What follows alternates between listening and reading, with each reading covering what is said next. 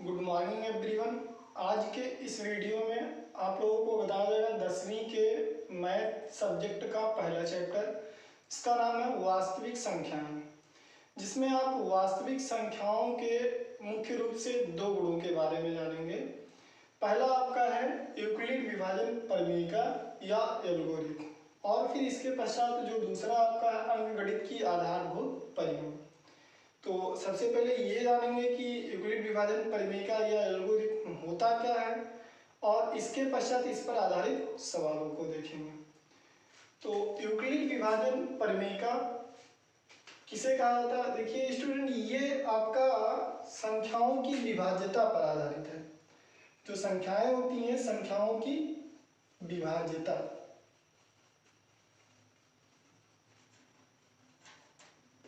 ये संख्याओं की विभाज्यता पर आधारित है।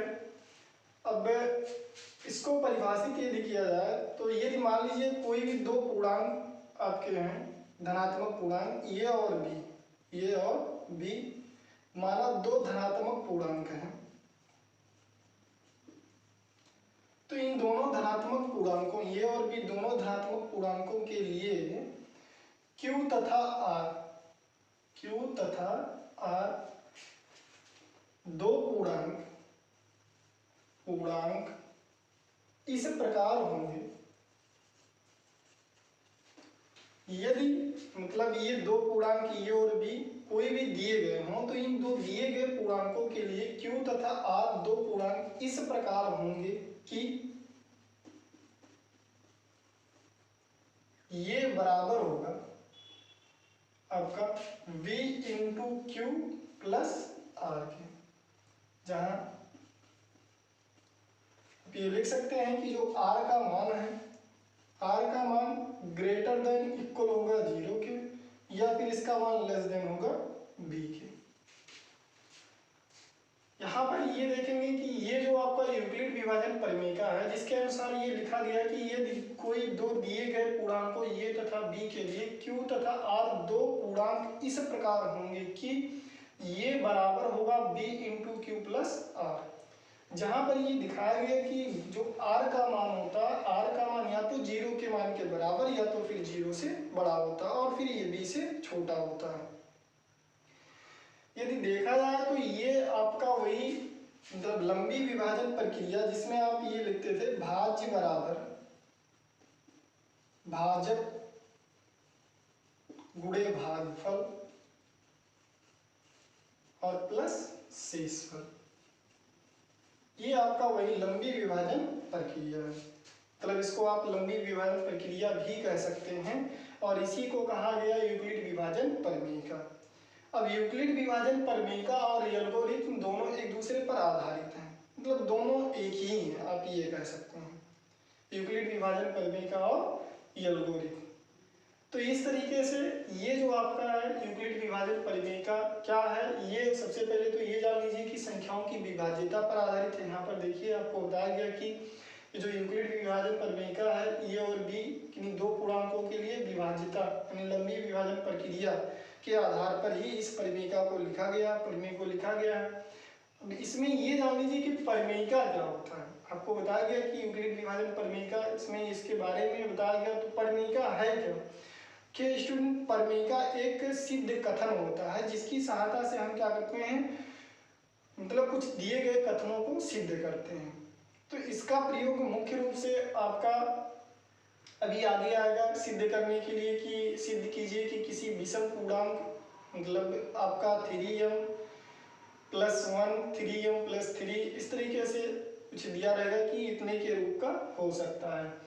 तो इस प्रकार के कथन को सिद्ध करने के लिए हमको प्रयोग करना पड़ेगा यूक्लिड विभाजन प्रमेयिका का। इसके अतिरिक्त आपका यदि कोई दो पूर्णांक दिए गए हैं और उन दोनों पूर्णांकों का HCF ज्ञात करना है, तो HCF ज्ञात करने के लिए वहीं पर हम इसी का ही प्रयोग करेंगे, परंतु वहां पर लिखा जाएगा यूक्लिड विभाजन एल्गोरिथम।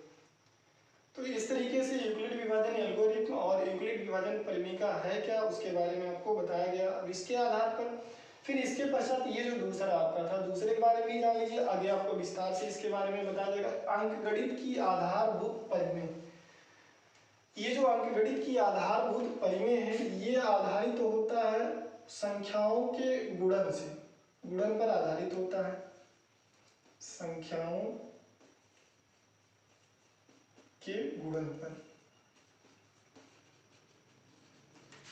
ये देखिए जो आपका यूक्लिड अंकगणित की आधारभूत परिमेय है, अंकगणित की आधारभूत परिमेय संख्याओं के गुणन पर आधारित होता है। अब है क्या मतलब ये अंकगणित की आधारभूत परिमेय है क्या, इसके बारे में बताया गया। आप पहली प्रश्नावली के बाद जब दूसरी प्रश्नावली पढ़ेंगे तो दूसरी प्रश्नावली के पहले इसको विस्तार पूर्वक बताया जाएगा, इसका प्रयोग कैसे किया जाता है, इसके आधार पर जो मतलब दो तरीके के क्वेश्चन बनते हैं, उन दोनों तरीके के क्वेश्चनों को किस तरीके से सॉल्व किया जाता है उसके बारे में जान लीजिए थोड़ा सा कि कहा किसे जाता है अंकगणित की आधारभूत परिमेय। देखिए इसमें बताया गया कि यदि कोई भी आपका भाज्य संख्या, किसी भी भाज्य संख्या को हम अद्वितीय दो या दो से अधिक अभाज्य संख्याओं के गुणे के रूप में लिख सकते हैं, दो या दो से अधिक अभाज्य संख्याओं के गुणे के रूप में लिख सकते हैं। जैसा कि इसके पहले आप जानते हैं, जैसे मान लीजिए यदि आपके पास कोई संख्या है, यहाँ पर 15 दिया गया, तो 15 को आप लिख सकते हैं 1 गुणे यहाँ पर 3 गुणे 5, मतलब ये 5 भी आपका अभाज्य है, 3 भी अभाज्य है, 1 तो अभाज्य है, एक अभाज्य नहीं, मतलब इस तरीके से 3 गुणे 5 आप लिखेंगे केवल अभाज्य संख्याओं के गुणे के रूप में। तो 15 जो है यहाँ पर ये एक भाज्य संख्या है और इस भाज्य संख्या को हम दो अभाज्य संख्याओं के गुणे के रूप में लिख सकते हैं। इसी तरीके से कोई भी भाज्य संख्या, जैसे मान लीजिए आपका 20 है, 20 को हम लिख सकते हैं 2 गुणे 5, अब 2 भी अभाज्य है और फिर 5 भी अभाज्य है। यहाँ पर देख रहे हैं कि इसको 2 गुणे 5 के रूप में अभाज्य संख्याओं के गुणे के रूप में लिखा गया, जबकि ये जो 20 था आपका कौन सी संख्या, भाज्य संख्या है। तो इस तरीके से किसी भी आप भाज्य संख्या को दो या दो से अधिक अभाज्य संख्याओं के गुणे के रूप में लिख सकते हैं। इसी को कहा जाता है अंकगणित की आधारभूत परिमेय। और पहले भी बताया गया कि ये संख्याओं के गुणन पर आधारित होता है। अब इसका प्रयोग मतलब किसके लिए किया जाता है, अंकगणित की आधारभूत परिमेय का प्रयोग करके किस प्रकार के क्वेश्चनों को सॉल्व किया जाता है उसके बारे में जानेंगे। तो दो तरीके के क्वेश्चनों को बताया गया कि आप सॉल्व कर सकते हैं। पहला जो आपका है, पहला जैसे कि आप 9th में पढ़ चुके हैं कि √2 हुआ या √3 हुआ या √5, इस तरीके से मतलब जितनी भी संख्याएं हैं ये सभी संख्याएं क्या होती हैं, एक अपरिमेय संख्याएं होती हैं। तो इसकी अपरिमेयता को सिद्ध करने के लिए हम किसका प्रयोग करते हैं, अंकगणित की आधारभूत परिमेय का प्रयोग करते हैं।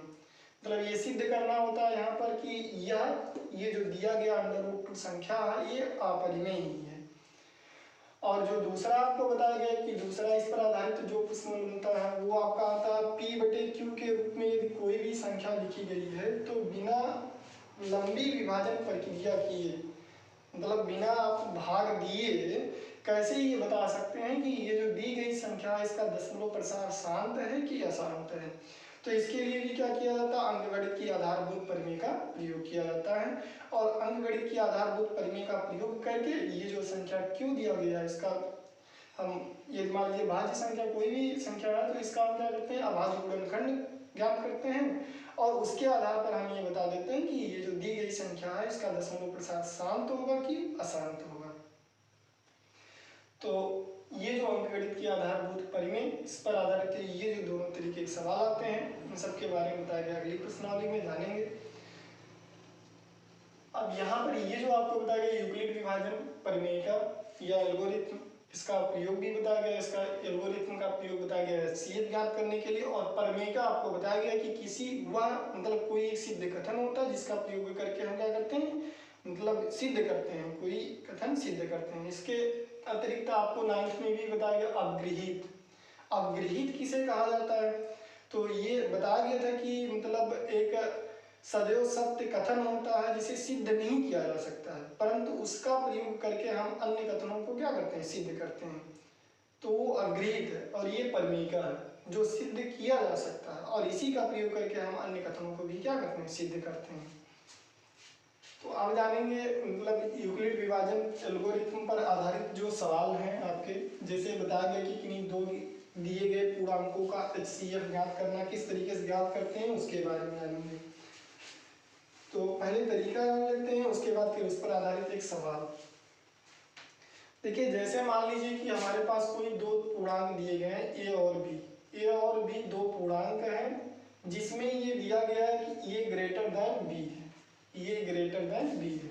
तो ज्ञात क्या करना है, ज्ञात करना है आपको ए और बी का HCF क्या होगा, मतलब आपको ज्ञात करना है HCF ए कामा बी, ए और बी। तो देखिए सबसे पहले HCF ज्ञात करने के लिए यही ज्ञात करना जरूरी होता है कि दोनों में से कौन सा ग्रेटर देन है। तो बड़ा कौन सा है, ये बड़ा है। तो ये बड़ा है तो ए और बी के लिए सबसे पहले क्या करते हैं, यूक्लिड विभाजन एल्गोरिथ्म का प्रयोग करते हैं। ए और बी के लिए यूक्लिड विभाजन एल्गोरिथ्म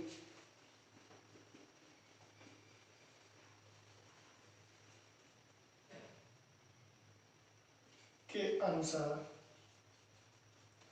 तो ये देखा जाए यूक्लिड विभाजन एल्गोरिथ्म के अनुसार जहाँ ये ग्रेटर देन बी है तो इसको आपको बताया गया था कि ये बराबर लिख सकते हैं b इंटू क्यू और प्लस, अब इसको हम मान लेते हैं कि ये आपका है q प्लस R1, ये इतना है। अब यदि आपका R1 नॉट इक्वल हुआ 0 के, मतलब 0 के मान के बराबर नहीं है, जैसे कि ये आपको बताया गया था कि जो R1 होगा, R1 का मान यहाँ पर R यदि लिखते तो R का मान आपका ग्रेटर देन इक्वल होता 0 के और लेस देन होता आपका B। तो ऐसी स्थिति में यदि मान लीजिए यहाँ पर R1 नॉट इक्वल आया 0 के, तो यदि R1 नॉट इक्वल आया 0 के तो आप ये नहीं कह सकते हैं कि ये जो पूर्णांक B होगा, ये पूर्णांक B ए और B का HCF होगा। तो ऐसी स्थिति में क्या करते हैं, पुनः मतलब यूक्लिड विभाजन एल्गोरिथ्म का प्रयोग करते हैं।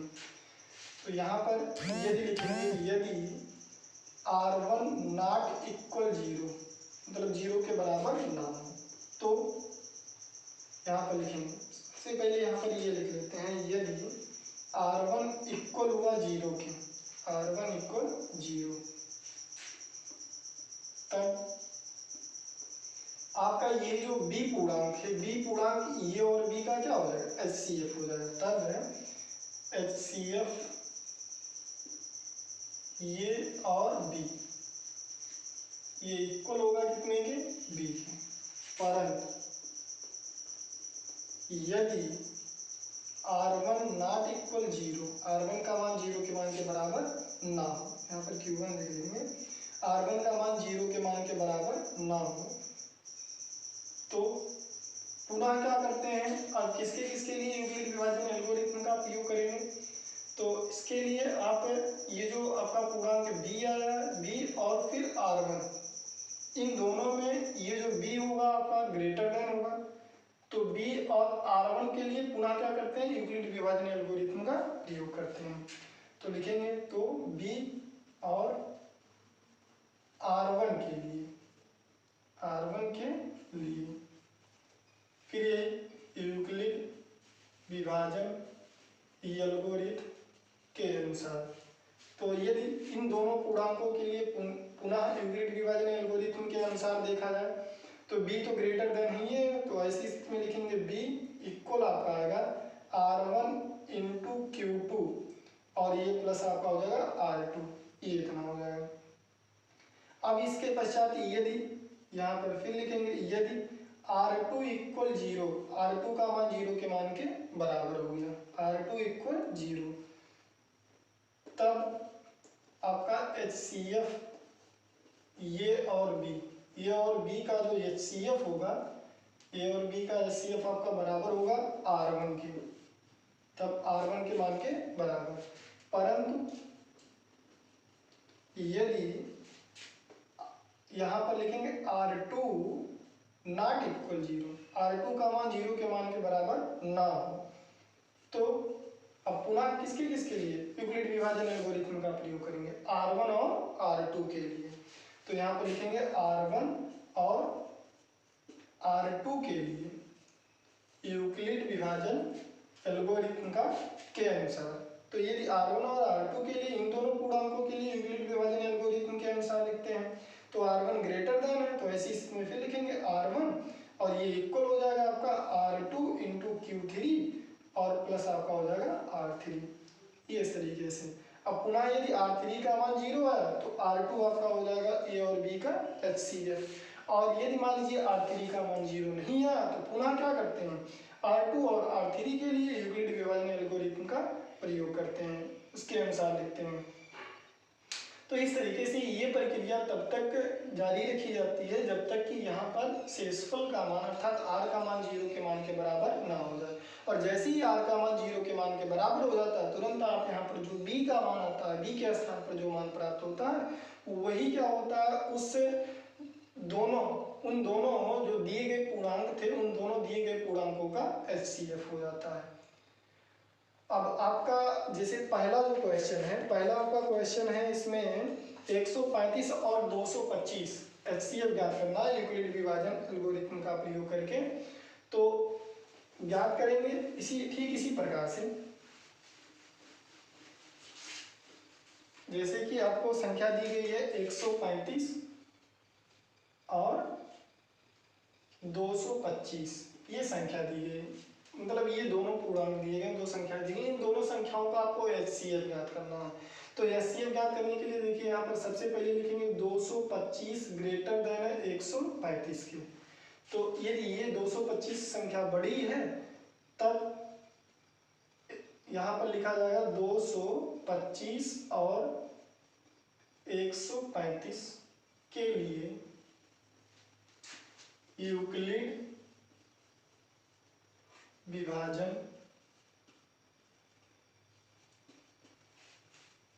परिमेयिका के अनुसार, एल्गोरिथम के अनुसार।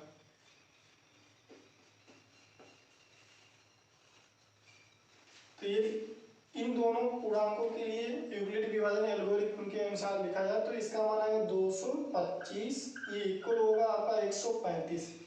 अब 135 में कौन सी ऐसी संख्या जिसका गुणा कराने के पश्चात इसका मान 225 से ज्यादा नहीं होना चाहिए, तो ऐसे इसमें एक ही होगा। और फिर प्लस के रूप में जो बचे जिसको जोड़ने के पश्चात इसका मान इतने के मान के बराबर हो जाए, तो इसका मान कितना आएगा आपका 90, ये इतना हो जाएगा। अब ऐसी स्थिति में यदि इसकी तुलना हम क्या करते हैं, कराते हैं, ये बराबर b into Q plus R से, तो r नॉट इक्वल आपका आया 0 के, मतलब इसकी तुलना यदि करा दिया जाता है इससे, तो यदि इससे कराने के पश्चात तो यहाँ पर r नॉट इक्वल आता है कितने के 0 के, और यदि r नॉट इक्वल आपका 0 के आता है तो ऐसी स्थिति में आप ये लिख सकते हैं कि ये जो 135 है ये इन दोनों पूर्णांकों का HCF नहीं होगा। मतलब क्या करना पड़ेगा, पुनः 135 और 90 के लिए यूक्लिड विभाजन एल्गोरिथम का प्रयोग करना पड़ेगा। तो यहाँ पर सीधे लिखेंगे r नॉट इक्वल 0, क्योंकि r नॉट इक्वल 0।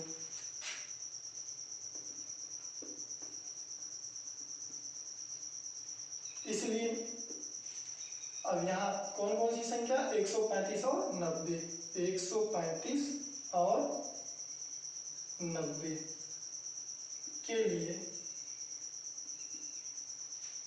यूक्लिड विभाजन परिमेयिका के अनुसार, या फिर सीधे यही पुनः लिखे देंगे केवल 135 और 90 पर यूक्लिड विभाजन एल्गोरिथम के अनुसार।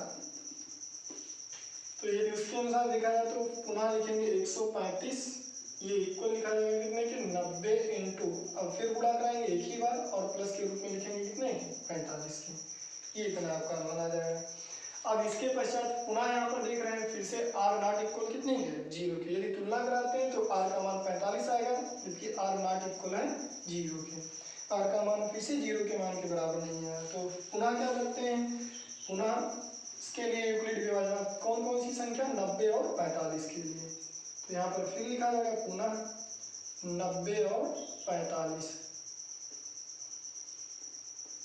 के लिए यूक्लिड विभाजन एल्गोरिथम के अनुसार। तो इसके लिए यूक्लिड विभाजन एल्गोरिथम के अनुसार देखा जाए तो कौन कौन सी संख्या, 90 और 45, तो यहाँ पर लिखा जाएगा 90, ये बराबर आपका 45 गुणे 2 और प्लस कितने के 0 के। अब यहाँ पर देख रहे हैं कि r इक्वल है कितने के 0 के, इसलिए ये जो संख्या आपकी प्राप्त हुई 45, ये दी गई संख्या किन किन संख्याओं, ये जो 135 और 225 था, 135 और 225 का HCF होगा। अब यहाँ पर लिख सकते हैं, अतः HCF में 135 और 225, ये इक्वल होगा कितने के 45 के। ये इतना आपका ये आंसर हो जाएगा। तो इस तरीके से यदि कोई भी दो संख्याएं आपको दी गई हैं और उन दोनों संख्याओं का आपको HCF ज्ञात करना है तो HCF आप यूक्लिड विभाजन एल्गोरिथम का प्रयोग करके इस तरीके से ज्ञात कर सकते हैं। और यूक्लिड विभाजन एल्गोरिथम का प्रयोग तब तक किया जाता है जब तक कि R नॉट इक्वल 0 ना आ जाए। जब R का मान 0 के मान के बराबर हो जाता है तो ऐसी स्थिति में जो B का मान प्राप्त होता है वही उन दो दी गई पूर्णांकों या दो दी गई जो संख्याएं होती हैं उनका क्या होता है HCF होता है। तो ये तो था पहला सवाल। ठीक इसी तरीके से आपका दूसरा दिया गया है 196 और यहाँ पर दिया 38,220, फिर इसके बाद दिया गया 867 और फिर इसके बाद दिया गया 225। तो इस तरीके से इन संख्याओं का भी HCF आप इस तरीके से ज्ञात कर लेंगे। अब इसके बाद ये दिया गया है मतलब अगला जो क्वेश्चन आपका क्वेश्चन नंबर 2 दिया गया है जिसका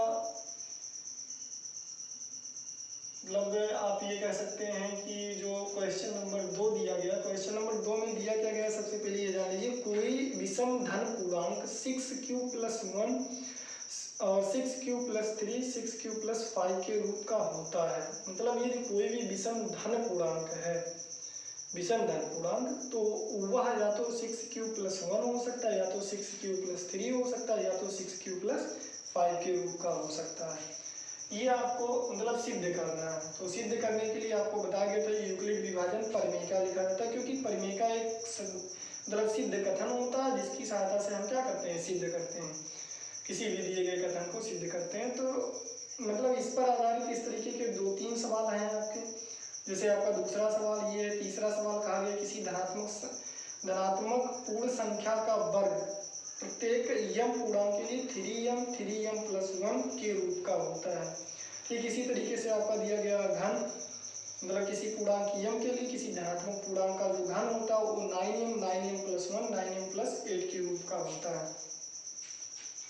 तो इन सवालों को भी आप लगा सकते हैं मतलब, लेकिन इसके लिए यही आपका रहेगा यूक्लिड विभाजन। ये जो फार्मूला यही रहेगा, बस नाम बताया गया था बदल जाता है। मतलब यूक्लिड विभाजन परिमेय और एल्गोरिथम दोनों एक ही हैं, एक ही पर आधारित हैं।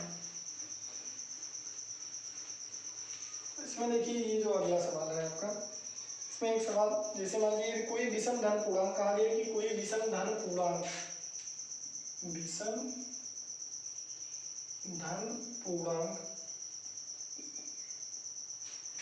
6q + 1, 6q + 3 और 6q + 5 के रूप का होता है। ये सिद्ध करना है। तो सिद्ध करने के लिए देखिए यहाँ पर क्या किया जाएगा, माना जाएगा कि माना कोई पूर्णांक p है, माना कोई पूर्णांक p है। अब यदि कोई पूर्णांक p मान लिया गया है तो p को हम किस तरीके से, p को इस तरीके से लिख सकते हैं, p इक्वल आपका होगा यहाँ पर 6q + r के रूप में। मतलब ये इस तरीके से लिखा जा सकता है जैसा कि आपको इसके पहले भी बताया गया कि यदि कोई भी पूर्णांक है तो किसी भी पूर्णांक को आप यूक्लिड विभाजन परिमेय के अनुसार इस तरीके से लिख सकते हैं। किन्हीं भी दो पूर्णांक के लिए यूक्लिड विभाजन परिमेय के अनुसार इस तरीके से आप लिख सकते हैं, जहां पर r आपका जो मान होगा, r का मान ये 0 के बराबर, 0 से बड़ा और 6 से छोटा होगा। यहाँ पर लिखेंगे जहां का r इक्वल होगा 0 1 2 3 4 5 होगा, 6 के बराबर नहीं हो सकता है, 6 से छोटा हमेशा होगा। b से बताया गया था कि हमेशा क्या होता है, छोटा होता है। तो ऐसी स्थिति में इतना होगा, मतलब तब हम लिखेंगे r = 1 के लिए यदि r का मान पहले 0 हो, r = 0 के लिए जो पूर्णांक आएगा, पूर्णांक आपका p का मान बराबर आपका हो जाएगा 6q + कितने की 0। अब 6q + 0 को आप केवल 6q ही लिखेंगे और इसको देखिए लिख क्या सकते हैं 2 × 3q, ये इतना लिख सकते हैं 2 × 3q।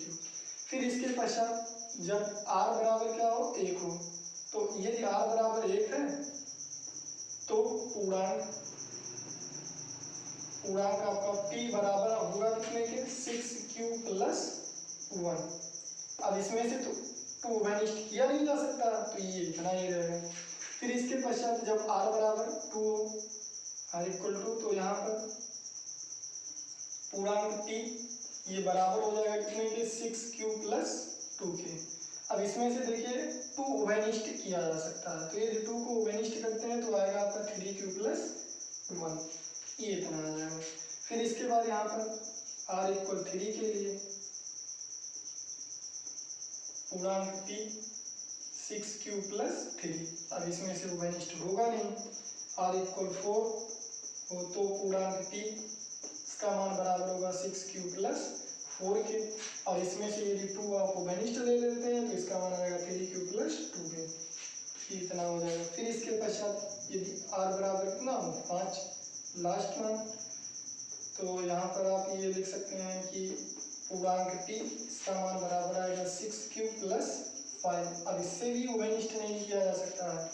तो जैसा कि आप ये देख रहे हैं कि r बराबर 0, r बराबर 2 और r बराबर 4 के लिए ये जो पूर्णांक आपका p प्राप्त होता है, पूर्णांक p जो आपका है ये 6q प्लस 2 और 6q प्लस 4, मतलब ये जितने भी पूर्णांक है ये सभी पूर्णांक 2 के अभाज्य गुणनखंड के रूप में प्राप्त हो रहे हैं, यानी कि इन सब में 2 आपका गुणे के रूप में अभाज्य गुणनखंड के रूप में प्राप्त हो रहा है।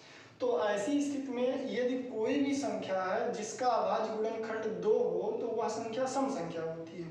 तो ऐसी स्थिति में आप ये लिख सकते हैं कि ये जो 6q है 6q प्लस 2 है और 6q प्लस 4 ये किस प्रकार की संख्याओं को निरूपित करती हैं, सम संख्याओं को निरूपित करती हैं। तो ठीक इसी का विलोम बाकी की जो संख्या है वो विषम संख्याओं को निरूपित करती हैं। तो इस तरीके से आप देख सकते हैं कि 6q प्लस 1, 6q प्लस 3 तथा 6q प्लस 5 विषम पूर्णांकों को निरूपित करती हैं। तो ये आपका हो गया क्वेश्चन। मतलब इस तरीके से जब भी कोई क्वेश्चन आपका आएगा तो उसमें आप क्या करेंगे, मान लेंगे, सबसे पहले पूर्णांक को मान लेंगे। अब ये यहाँ पर कहा गया 6q प्लस, यहाँ पर देखिए कहा गया पूर्णांक, वर्ग तो कहा नहीं गया, ना घन कहा गया।